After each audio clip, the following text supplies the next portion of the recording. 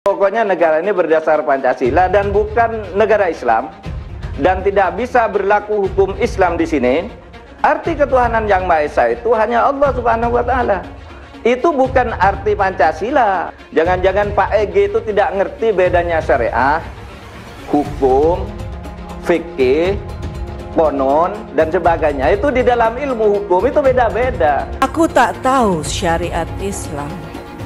Yang ku tahu, suara kidung Ibu Indonesia sangatlah elok, lebih merdu dari alunan azanmu. Tidak ada ajaran selain Islam yang sesuai dengan Pancasila. Selain Islam bertentangan, karena Kristen Trinitas, Hindu Trimurti, Buddha sepengetahuan saya tidak punya konsep Tuhan. Ajaran selain Islam harus dibubarkan. Kami nuntut ajaran selain Islam harus dibubarkan. Di Sudana itu bilang, kok Buddha nggak punya Tuhan?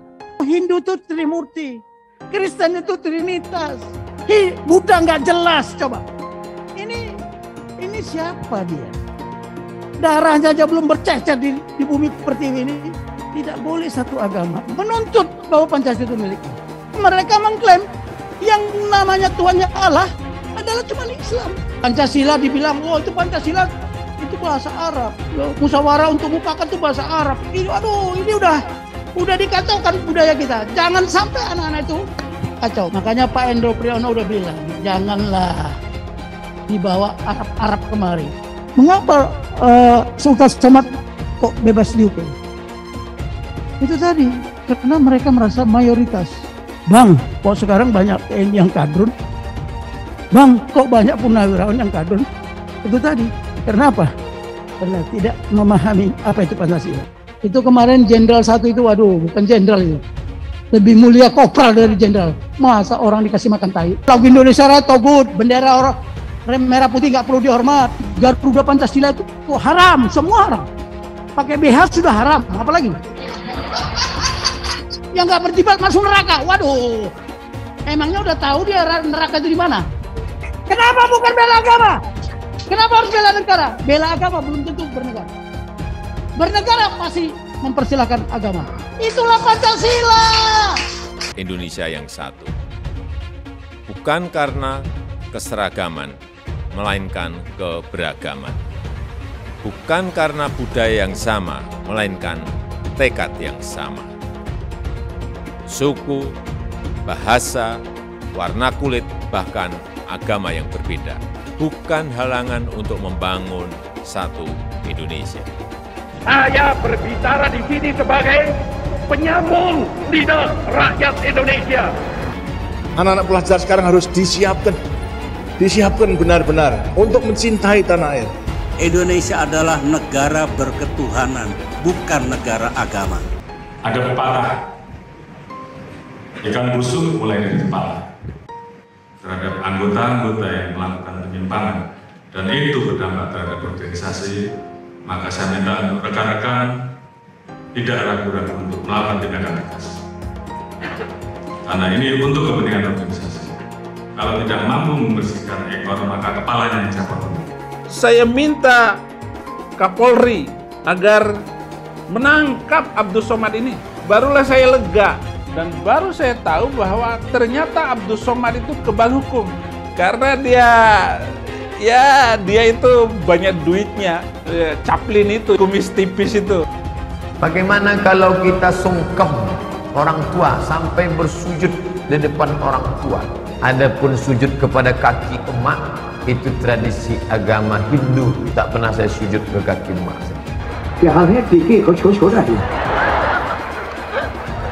Apakah mengucapkan selamat hari ibu dibolehkan? Tidak.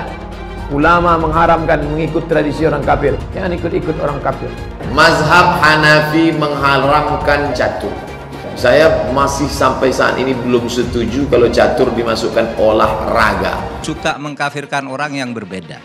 Kenapa kita kok ada gerakan di sini kafir yang selalu ingin mengkafirkan orang? Dan saudara, itulah yang disebut radikal. Orang Islam yang melakukan gerakan radikal itu pasti. Dan sudah banyak. Misalnya kalau ada orang bawa patung Garuda, itu kafir. Itu dulu yang ditumpas oleh Nabi itu berhala.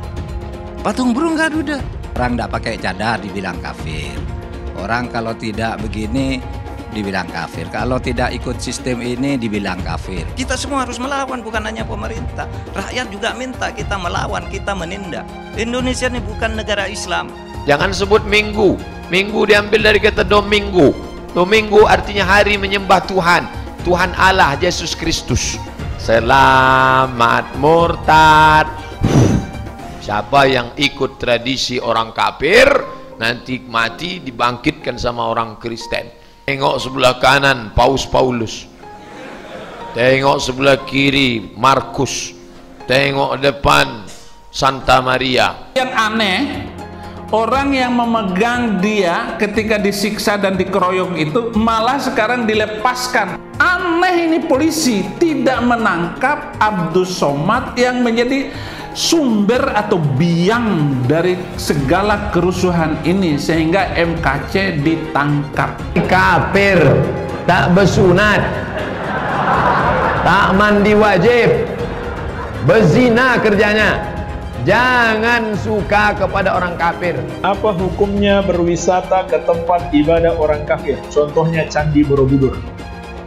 Hukumnya haram, karena itu termasuk persetujuan kepada peribadahan mereka. Kita nggak boleh datang ke situ kecuali untuk satu tujuan, mau membubarkan orang yang lagi beribadah kepada selain Allah. Haram hukumnya masuk ke rumah ibadah orang lain. Haram. TV itu dikatakan para ulama haram. Maka usulan anak kepada antum-antum yang punya TV, buang tuh TV. Bahaya. Bagaimana hukumnya musik dulu kan? Saya katakan haram. Surah 26 As-Sighat 31 ayat 6 dulu kan udah dibacakan. Dari mana musik itu? Dari gereja. Musik bagian ibadah Kristen. Makanya sekarang mereka nyanyi, Pak. Haleluya, puji Tuhan. Sorga. Kapan musik masuk Islam? Pernah nggak musik mualaf? Itu permainan syaitan. Kalau ada orang yang merusak alat musik, kata Imam Syafi'i, juga tidak perlu disuruh bayar ganti rugi. Kenapa? Sama seperti dia menghancurkan khamar. Itu perkara yang haram. Orang kafir itu di neraka. Yang dimaksud patung Yesus Kristus, patung Brahma, Hindu Siwa, patung semua patung itu jadi bahan bakar di neraka. Nanti membakar orang yang menggambarnya. Abdus Somad dan dari MUI juga memandang ini bukan penistaan agama, ya. Disinggung. Apakah perlu saya minta maaf? Udah terjawab. Ajaran saya. Laporan terhadap Ustadz Abdul Somad itu sudah dilaporkan dari beberapa tahun yang lalu. Ternyata Pak Somad boro-boro diproses, dipanggil saja tidak gitu loh. Minta maaf pun tidak mau. Konferensi persnya di MUI kan beliau cuma menyatakan begini, jika beliau meminta maaf berarti ajarannya harus direvisi. Disebut teroris marah, tapi mengajarkan ilmu Islam yang menghalalkan darah. Jadi salahnya di mana nyebut teroris? Emang kelakuan kayak teroris? Emang dasar teroris? Jangan katakan bom bunuh diri. Ini banyak wartawan-wartawan yang tidak Islami memakai istilah-istilah kafir tanpa dia sadari. Gerakan bunuh diri, padahal gerakan mati syahid. Zaman sahabat Nabi pakai pedang, zaman sekarang tak pakai pedang. Letupkan, ledakkan, mati syahid. Adapun orang yang mengejek ini mati konyol. Orang mati syahid dia katakan mati konyol. Saya pernah ditanya, apa pendapat Pak Ustadz tentang ISIS? Bagus, saya bilang. Siapa yang tidak ikut kepada ISIS, kafir, halal darahnya. Makruh hukumnya menengok tiang listrik yang berbentuk salib, karena dikhawatirkan hati goncang. Itulah yang ditempelkan salib di belakang ambulan. Kalau masjid kita punya ambulan, balik dari sini ambil pilok itu lambang yang ada di ambulan, ganti dengan bulan sabit. Batu hitam itu ya Allahnya orang Islam, walaupun seluruh ulama Islam mengatakan kami tidak menyembah batu hitam. Tetapi kenyataannya kenapa harus pergi ke Arab Saudi untuk mutar-mutar batu hitam itu? Bahkan kita kalau naik haji itu putar 7 kali. Sekali putar, cium itu batu hitam. Putar lagi sekali, cium batu hitam itu. Tidak ada masuk surga di dalam Islam itu. Lalu saya tunjukkan ayatnya. Quran surat Al-Ahqaf ayat 9. Jadi Nabi Muhammad tidak tahu apakah dia masuk surga atau tidak. Nah ini yang dimaksudkan oleh Muhammad Kacai, bahwa tidak ada keselamatan di dalam Islam. Benar, itu ada di dalam Al-Quran kok.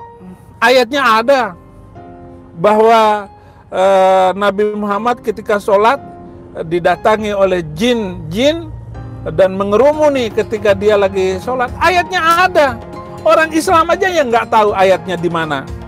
Terus ada lagi pertanyaan, apa maksudnya bahwa Muhammad masuk neraka? Jadi Muhammad itu masuk neraka. Jelas saja karena Al-Quran juga bilang begitu. Quran surat ke-19 ayat 71 dan 72. Dan Quran itu boleh membunuh manusia lain karena beda agama. Saya tunjukkan ayatnya tadi. Surat ke Al-Baqarah ayat 191. 300 ayat di dalam kitab itu boleh menyelesaikan nyawa orang. Bela kitab sucinya, bela Tuhannya, ya kan? Kalau Tuhannya pun setan mungkin dibela juga, kan begitu? Menyemburkan ujaran kebencian, menebarkan berita bohong, itu berlangsung berulang-ulang dan bertahun-tahun. Saya harus melakukan penegakan hukum yang tegas terhadap model seperti ini. Nggak ada gigi mundur, maju terus. Ustadz Abdul Somad itu guys, mereka adalah penista agama, sudah dilaporkan bertahun-tahun, tetapi tetap saja tidak ditangkap oleh polisi, karena polisi takut oleh umat mayoritas agama Islam guys. Penistaan salib Ustadz Abdul Somad guys, dan sampai sekarang si UAS ini tidak ditangkap juga oleh polisi. Ya polisi tahulah sendiri, polisi mah aduh takutan kalau polisi Indonesia mah. Ustadz Abdul Somad kalau mau diperkarain, perkarain. Kalau mau dilaporin, laporin. Kita ngomong begitu sah-sah saja, nggak ada salahnya. Allah yang bilang kok.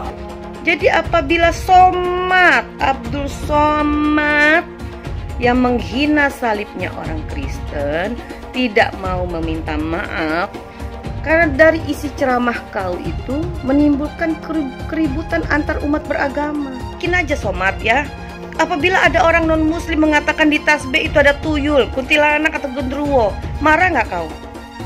Ingat loh, nanti di neraka itu justru banyak yang muslim yang masuk neraka. Agama musuh besar Pancasila. Indonesia itu harus memisahkan antara agama dan negara. Agama dan negara kalau dicampur aduk, maka dua-duanya akan mundur. Kalau negara ingin maju harus dipisahkan dari agama. Mana lebih bagus Pancasila sama Al-Quran? Gitu kan? Sekarang saya mau tanya nih semua. Yang berjuang di abad 20 itu Nabi yang mulia Muhammad apa Insinyur Soekarno untuk kemerdekaan? Saya mau minta jawaban. Di abad 20 yang berjuang untuk kemerdekaan itu Nabi yang mulia Muhammad atau Insinyur Soekarno? Ayo jawab, nggak ada yang berani. Beb, iki lagi rame Beb. Apaan? Ada yang ngomong katanya di dalam salib itu ada jin kafir, Beb. Apa benar di Al-Quran ada seperti itu? Tidak ada. Terus dia ngolok-ngolok lagi simbol Tuhan agama lain sampai dibikin kepalanya ke kanan apa ke kiri. Apa boleh di Al-Quran seperti itu? Tidak boleh. Dia ngomong lagi, Beb, katanya jin kafir itu manggil haleluya. Apa boleh di Al-Quran seperti itu, Beb? Tidak boleh, Allah tidak boleh. Terus kenapa dia masih bikin kayak gitu, Beb? Saya bukan mengatakan Bible Kristen fiksi. Bible Kristen itu palsu. Dari Jenderal 100 bintang. Kalau kafir kau ke neraka. Tidak ada urusan. Kepenuhan Roh Kudus. Roh Kudus.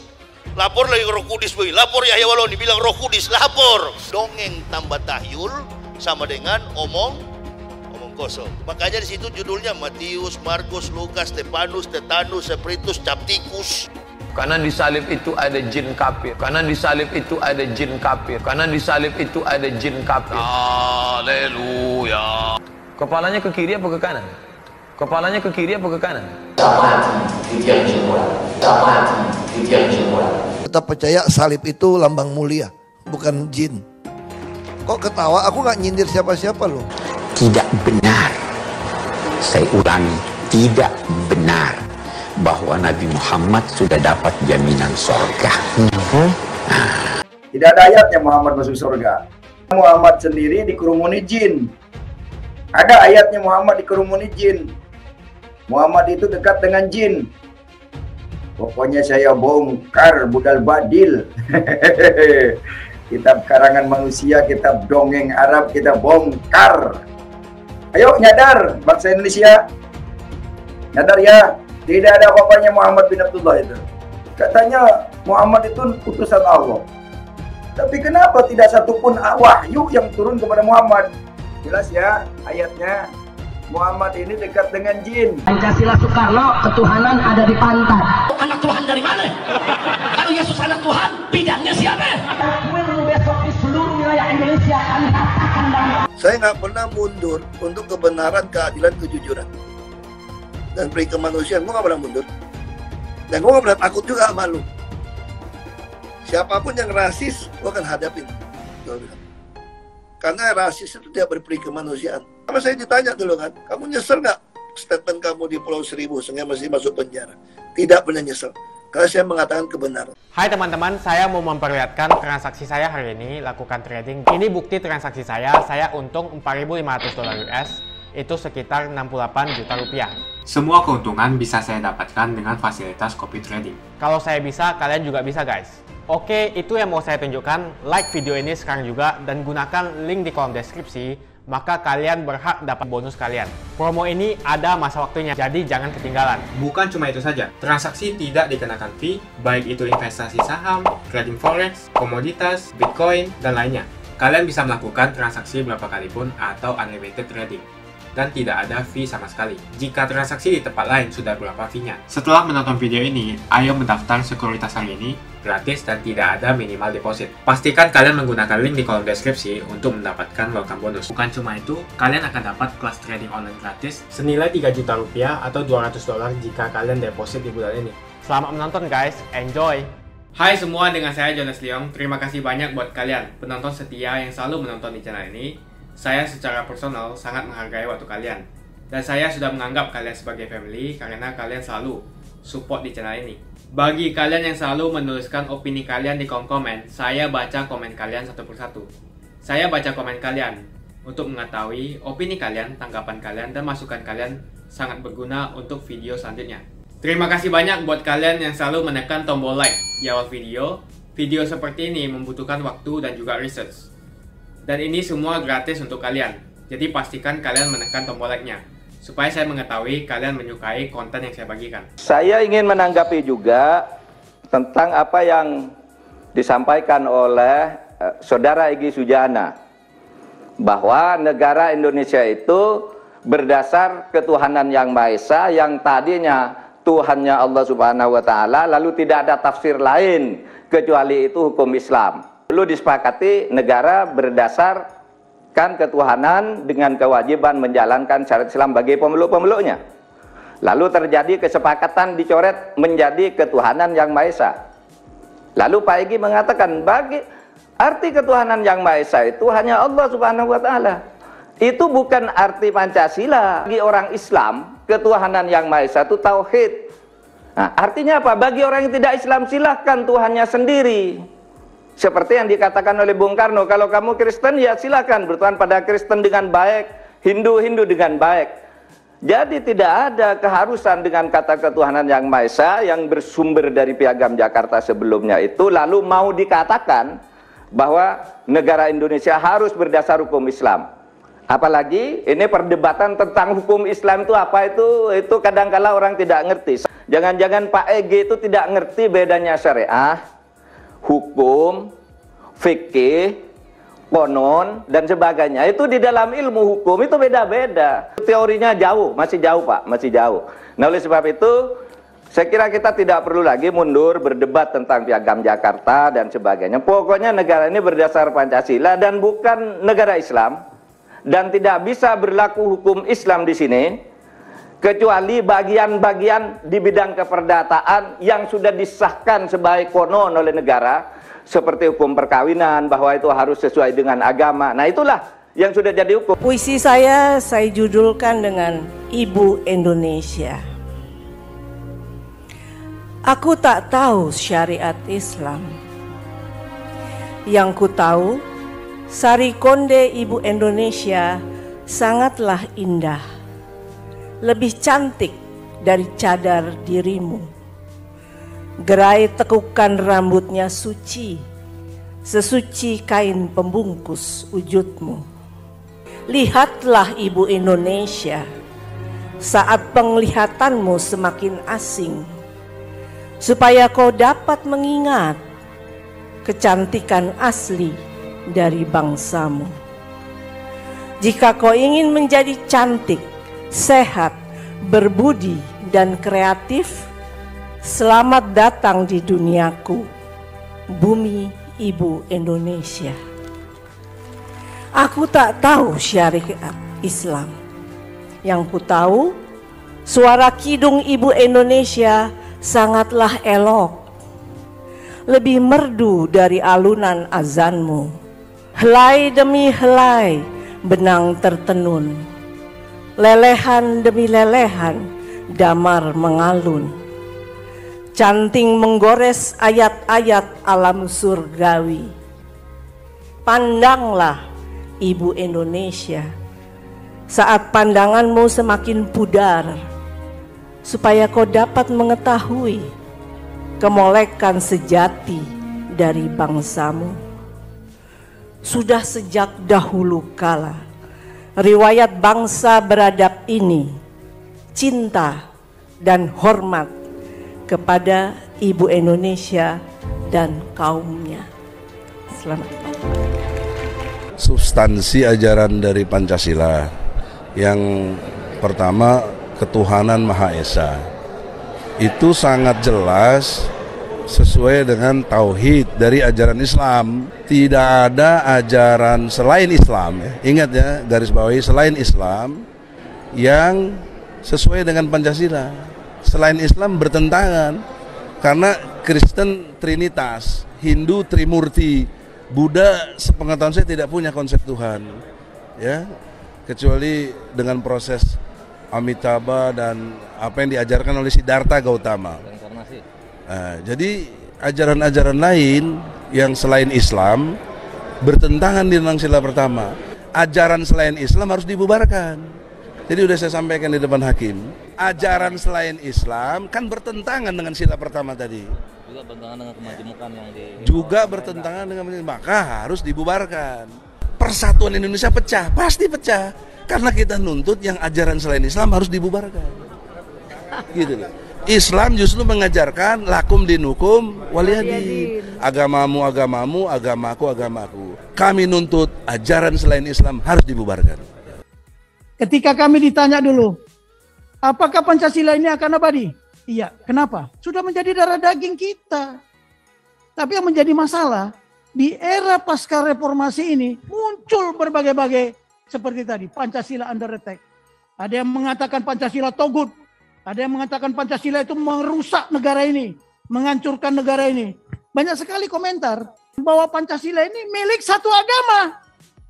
Tapi di buku ini saya jelaskan, ya, saya jelaskan di sini bahwa semua agama yang ada di Indonesia, bahkan aliran kepercayaan, mereka punya Tuhannya masing-masing. Mereka punya konsep ketuhanan. Konsep ketuhanannya masing-masing. Buddha, ini Bapak dari Hindu ada. Semua Tuhannya satu. Kalau ditanya orang, ini Bapak umat kita dari Buddha, kalau ditanya dia, Hindu, Hindu, Tuhannya berapa? Satu. Tapi tadi ada yang mengatakan, oh Hindu itu Trimurti, Kristen itu Trinitas, Buddha nggak jelas. Coba, ini siapa dia? Darahnya aja belum bercecer di bumi pertiwi ini. Mereka itu belum bercecer darahnya udah komentar seluruh dunia. Dan cilakanya dipublikasi lagi. Bahwa satu-satu. Tadi apa katanya? Yang bukan ajaran Islam kita harus keluar dari negara ini. Yang benar aja. Makanya di sini saya tulis apa? Satu-satunya ideologi. Bayangkan aja ya, bagaimana mungkin mempersatukan bangsa ini? Apakah ada agama bisa mempersatukan negara kita ini? Tidak ada, tidak bisa satu agama mempersatukan negara ini. Yang terdiri ribuan pulau. Terdiri sekian banyak suku bangsa. Sekian banyak suku adat budaya. Ya, belum lagi golongan, ras. Nggak ada selain Pancasila. Satu-satunya. Tidak ada yang lain. Bukan yang lainnya. Kenapa? Itu tadi jawabannya. Geografinya sedemikian banyak. Demografinya sekian. Kondisi sosialnya sedemikian banyak. Zaman Mojopahit, zaman Sriwijaya. Hancurnya bangsa itu apa?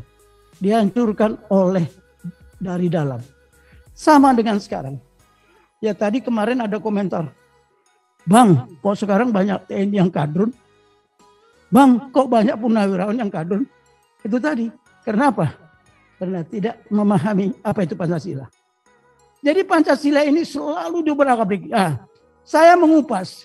Tidak boleh satu agama menuntut bahwa Pancasila itu miliknya. Nggak bisa. Karena semua konsep ketuhanan yang Maha Esa, semua agama punya. Saya kemarin konsultasi sama orang Buddha, yang umat Buddha. Saya tanya, itu kata seseorang, Pak Egy Sujana itu bilang, kok Buddha nggak punya Tuhan? Saya tanya mereka, Tuhannya umat Buddha apa? Siddhartha Gautama. Oh bukan Pak Tobing, jangan salah. Kami punya Tuhan, kami punya konsep ketuhanan. Namanya siapa? Nirvana. Bayangin kita nggak ada yang tahu. Jadi nirvana itu adalah konsep ketuhanan dan Tuhannya orang Buddha. Kalau Hindu dibilang Trimurti, Bapak Hindu bilang siapa Tuhannya? Ada Sang Hyang Widyasa. Ya Brahma kan begitu Pak. Jadi dibilang ini kita kan dipecah belah. Yang paling bahaya saat ini war on perception. Geopolitik itu berubah, bukan yang fisik sekarang ini. Tidak ada. Coba konsep agama mana yang tidak berketuhanan yang Maha Esa? Konsep ketuhanannya, walaupun Tuhannya berbeda-beda. Makanya di Pancasila itu bukan satu Tuhan yang Maha Esa, tapi ketuhanan. Ini. Islam juga ada, Kristen juga ada, Katolik juga ada, aliran kepercayaan juga ada, agama Konghucu juga ada. Ya, agama Hindu ada, agama Buddha ada. Jadi bukan milik satu agama. Kata Pak Egy Sujana tadi, wah, alinea ketiga atas berkat rahmat Allah. Yang benar itu apa? Atas berkat rahmat Tuhan. Ini buktinya. Makanya mereka mengklaim yang namanya Tuhannya Allah adalah cuma Islam. Wah, bahaya. Bahaya enggak? Makanya dulu di sini Pak, mohon maaf. Ada satu di sini, bukti nyata, yang mengusulkan kepada Bung Karno, kepada anggota BPUPKI, ya pada saat mau disahkan Undang-Undang Dasar itu, Paduka yang mulia, saya tulis di buku ini, mohon kata-kata Allah diganti dengan Tuhan. Setuju? Setuju semua. Itu usulan dari saudara kita yang beragama ini. Setuju, sepakat, itu ditulis di sini. Mohon kita ini, coba bagaimana tadi disampaikan juga, mari kita generangkan, bukan toakan ya, generangkan cinta negeriku Pancasila. Bahkan saya dengan didukung sama teman-teman, ya teman apa? Kita akan mengadakan apa? Gerakan 1 juta. Gerakan 1 juta buku Pancasila. Dia nyumbang cash 50 juta. Saya nggak tahu namanya siapa. Saya bantu Pak Tobing. 50 juta saya dikirim. Saya kaget juga. Saya kasih tahu. Tapi sampai sekarang saya tidak tahu siapa namanya. Tapi dia bukan warga negara kita. Dia orang Indonesia. Cuman dia sudah tinggal di luar negeri. Begitu cintanya dia sama Pancasila. Di sini juga saya sampaikan. Kita banyak ahli tata hukum negara. Tapi tidak ada ahli menata negara. Kurang. Beda ya, kalau Refli Harun, ahli hukum tata negara, ini segala macam ngomong gak karuan-karuan. Tapi dia tidak ahli menata negara. Cuman di TNI yang diajarkan bagaimana menata negara ini. Jangankan menata negara, mulai dari menata peleton, kompi, batalion, sampai terus ke atas. Ditata sedemikian rupa. Nah, bagaimana kita mengkomando dan mengendalikan manusia-manusia Indonesia yang sedemikian banyak. Belum lagi sumber daya yang kaya.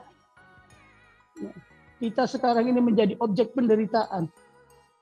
Ya, zaman penjajahan, objek penderitaan, sudah merdeka pun masih penderitaan. Saya hanya mau nyampaikan, walaupun sudah banyak yang membahas tentang Pancasila, saya tidak mau berkompetisi.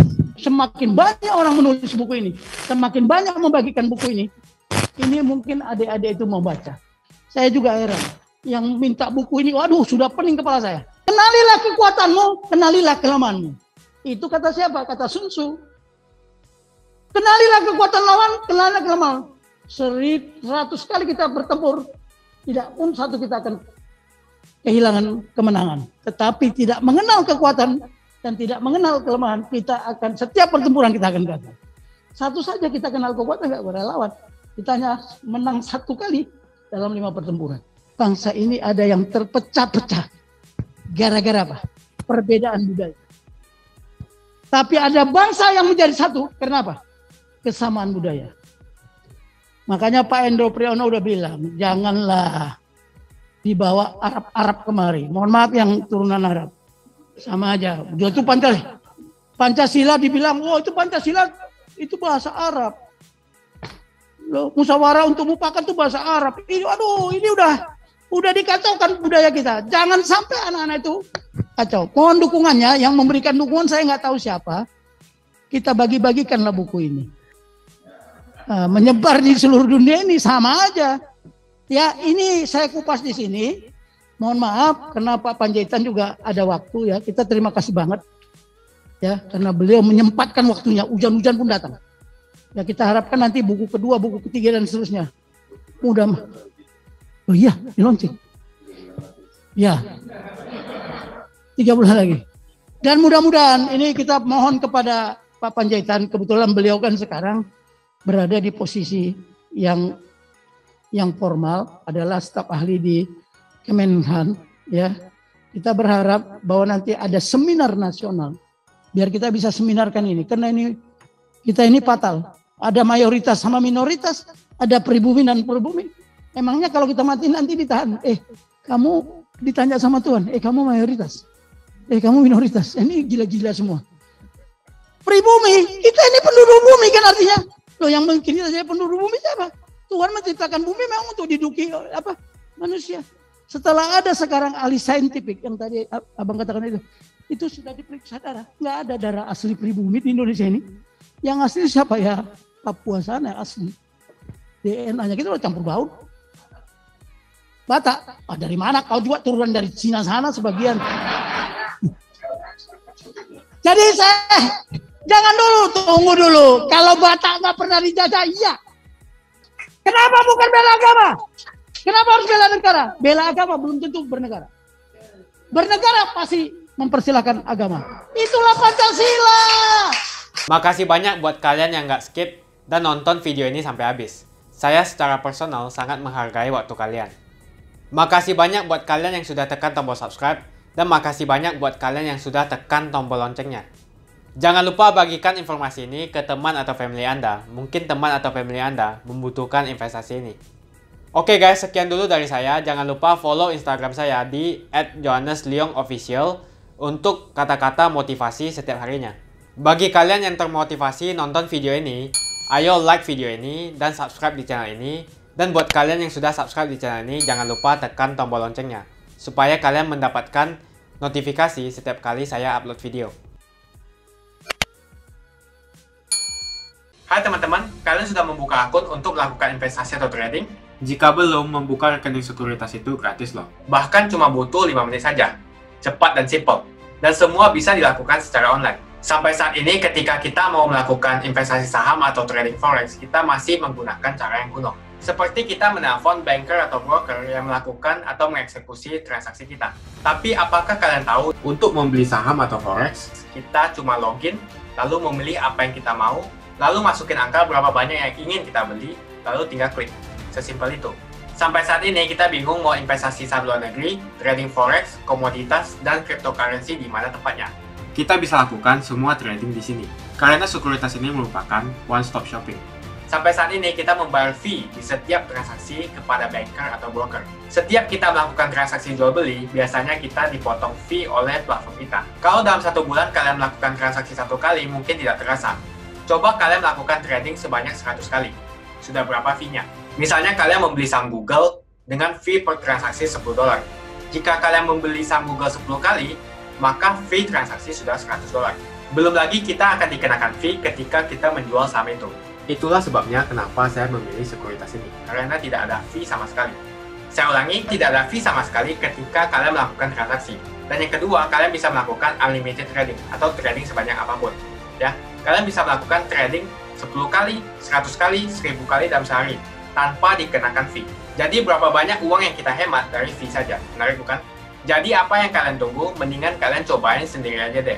Tutorial bisa kalian cek di kolom deskripsi. Bukan cuma itu, kalian akan dapatkan kelas trading gratis yang nilainya 3 juta rupiah jika kalian deposit di bulan ini.